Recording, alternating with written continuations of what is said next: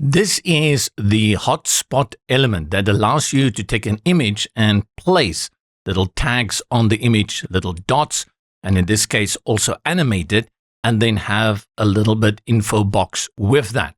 It's a great way if you want to point on things on a map, or if you have a product that you want to show certain features of that product. This was done with the ElementsKit for Elementor, and we're going to have a look at how I achieved this and how you can use it.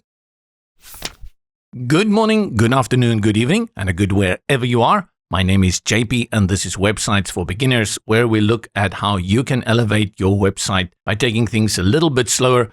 That's why it's called For Beginners. The ElementsKit is a toolkit add-on for Elementor, and it's a massive add-on. If you go to their website, and the link is in the description below, you hover over Elements, it's a little bit overwhelming. There are some great ones here. There are a few duds in there as well. You expect that from most of these add-ons, but a lot of great stuff. The Hotspot is one I'm a little bit on the fence, but let's have a look at what they have here. This is the typical map hotspot that you get, and when you click on, or this is hover, you will see the info box appear. Then you have this one with the info box already out. Another variation of it with a call to action to visit the location, a darker version, and then you have this one here that will reveal as you hover over it. Very common, you see this for products online if you want to draw people to a certain feature of that product. And then we have this one, and these are all just various ways of how you can apply it.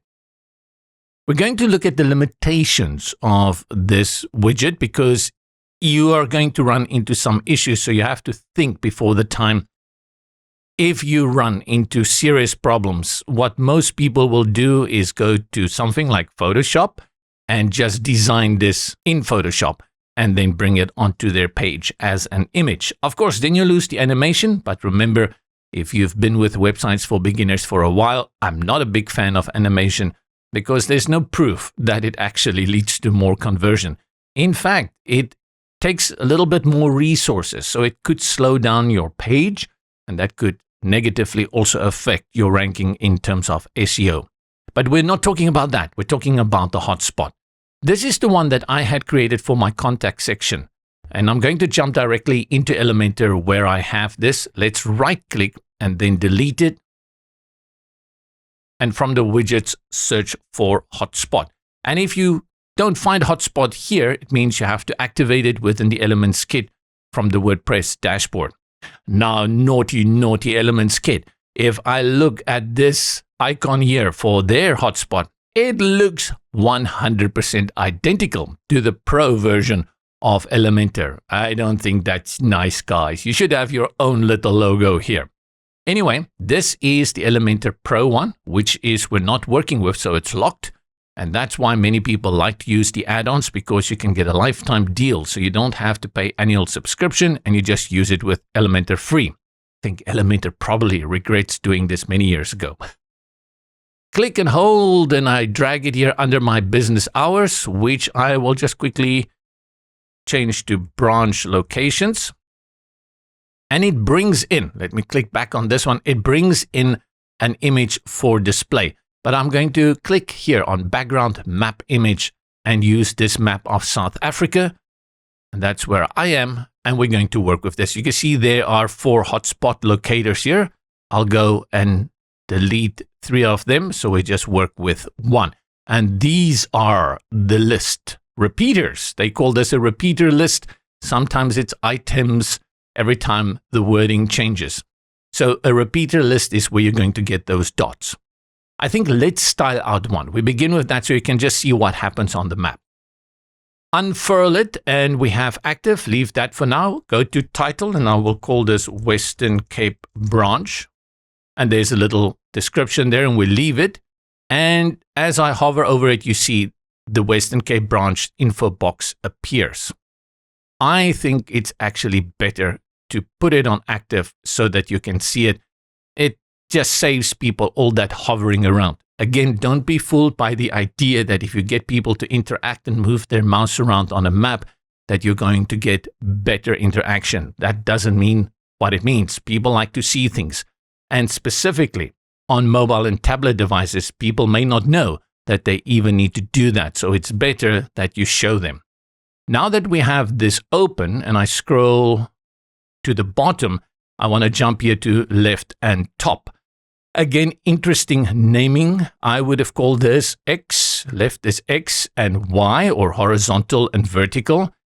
I have no idea. If you move left, you see you can move it horizontally across the image.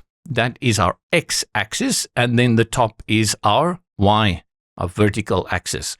So strange naming for left, top, and then this right and bottom makes it even more confusing. But we stick to left and top. So I'm going to bring it down here to where the Western Cape is, and just move it a little bit there. And this is where the Western Cape branch is. And now I'll just go again all the way to the top, so you can have a look at the difference between these two styles. Now, this is not pre-styles. This is not something that means it's like a preset that you can choose. These are actually two different ways in which this widget will show your map. This first style shows it as a little box next to the locator. If I choose the second one, it's going to give me a line. Now you can see we have that blue line there. So there's actually a big difference between these two styles and how they are presented. If you just want the box next to the indicator, you choose style 1. If you like the line, you choose style 2. Let's work with the line because for all intents and purposes, the features of the line is the same, except there's a line and that gives a little bit additional features. Let's go to our Western Cape item and we set it on active. We changed the title. We have a description. And then we are going to skip for now the line direction. We'll do this line direction when we add a second item. Choose image gives you basically an icon that you can add. And I just played with this one. I added and you see it adds it to the top. And we are going to play. I actually like this. We'll show you in the styling section how you can control this. And then this function here, right and bottom, confused me. It puts it in the left bottom. And then basically, look at that. I have no idea what the idea between this right. This may be functionality for this that I am completely missing. But you can skip right and bottom. It's just confusing. And now that you've seen that, that is what you can do in terms of this item list. Now I'm going to go just style it. So we have an idea. I'll first go to the title because I can see the title very clearly. Topography, I'll put this on 18. And then for my description, I'll put my topography size on 16, make it a little bit smaller. And you see all the regulars. You have text color. So if we want to change the description text color to something a little bit lighter, we can do that. And you have margins. And the margins, if I deselect them, I can move it a little bit more to the top by making it a negative margin. That's -10. So my title and my description is closer. If I go to title, maybe if I unlink them, yes, there's a margin applied there. So you can actually just go to the title margin. So let me link this and put this on 0 for all of them where the default was. Yeah. Now I'm back to the same state. This is what you do with the title and the description. Then for that image or icon, which is an image, great. You can put it at the top. You can have it on the left and right and bottom. Left is cool.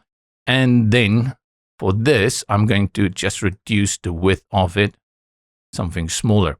Here again, I think a missed opportunity is an option to have the position of this image that you can choose whether the image is also in the bottom, center, or at the very top. I like that kind of alignment. So this is something that the developers can consider adding for this image. We've created this. We can go to the pointer, and that is this little circle there. The background color is white. I'll leave it on white, and then you have the pointer size. And then you have border radius. Currently it's a circle. We'll leave it at that. Then you have box shadow. Nope. Border type. Nope. And then the pointer color, I'm going to change this to something golden. There we go. Because my map is dark, I need that color so it can show a little bit better. And then the glow. The glow is that little what do you call it? Radius or echo that appears, the pulse that is around the pointer. So the moment I put it on yellow, let me just copy this one. And I know I can make it a global color. I'm lazy. And Control V. Or I like to make work for myself. Now you can see it really stands out against the background. And we have a nice little section here. Let's have a look at how this will look on the front end. Publish. And then preview. And nice. Very nice. This looks good. Now we're going to run into problems. And that is the moment you start adding more and you have a small little image like I have here. Let's go to Content.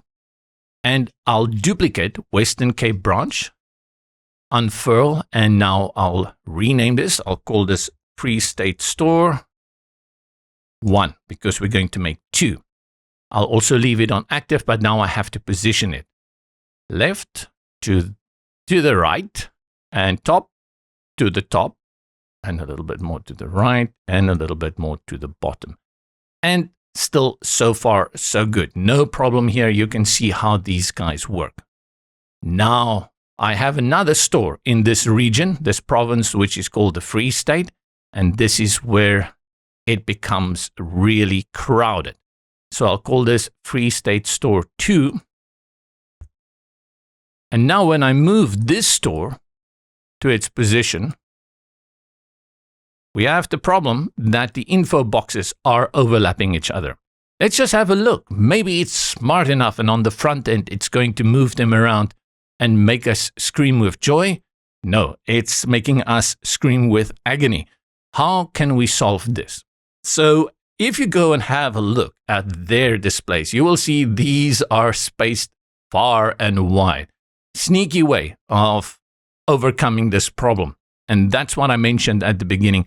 If you have a few hotspots and they are very close to each other, you will be forced maybe to design this in Photoshop or use a different plugin. But wait, there is a possible solution. Back into Elementor we go. And this time we look at this option here, line direction. Currently it's set to auto, but you can change the line direction. I can put it to top, which is going to put my box at the top. You're not going to see any difference. Where you're going to see the difference is this new handle that appears, Move Content. If I move it now, you will see my box move all the way to the top. But my line is still obscured, so it doesn't make any sense. Let's go for right, because we have space at the right, or bottom. Let's go for bottom. I choose bottom. Ah, JP, you're a genius. Nah, I just played around for quite a long time to figure this out. That's all. We can put it also to the right. And there you see the whole thing changes like that. That's a little bit crazy, but you can move the content again and play around with this move content. Even though it looks like this here in the back end, I found that on the front end, it's going to change a little bit. So let's publish, go to the front, wait for it to update. And you see it shifts in there. Very strangely, it was there and then boop, it moves. Let's reload to see how this will look. You see, it does that again. So from this, it's up here. For some reason, it's stuck like that in the back end. But when it gets to the front end, it's going to drop here. So I think what we can do for this one is put it at the bottom. And let's reduce the content. Oh, or move content. What? Okay. Publish. Go have a look. And this looks pretty nice. It moves again. So it seems that movement is going to be there and I can reduce that just to bring it in. But very nice. You know, I can't complain about this. What I do want to check, because I haven't, and that's my bad, is how this is going to look on a tablet. And I'm getting nervous already. It's actually very crowded, but you can make it work. And if I go just to my styling to see if we can have control over that. So I'll go to title, I'll go to my typography, and we have control here in terms of responsive design for the various sizes and other elements so we can make it fit in better on a tablet. Mobile device is going to be stacked. So it's going to be very crowded. And you can see now we really have it really squashed in here and some of these are overlapping. So a challenge for you, definitely on mobile device. What you'll have to do here is play around again with the typography and make it smaller. I'm going to try and see what we can do here, if we can make it work. So why change to 1? I'll put this on 16. And I see the boxes are not moving. Let's go to content and see if the boxes are responsive. And this is Free State Store 2. So let's go to Free State Store 1. It's put on auto. Let's put it to top. And then we have to move that content a little bit. More. Little less. It's looking really badly at the moment. And it's covering up text there at the top. So you'll have to bring in margins for this specific element so you can move everything to the bottom, if you know what I'm saying.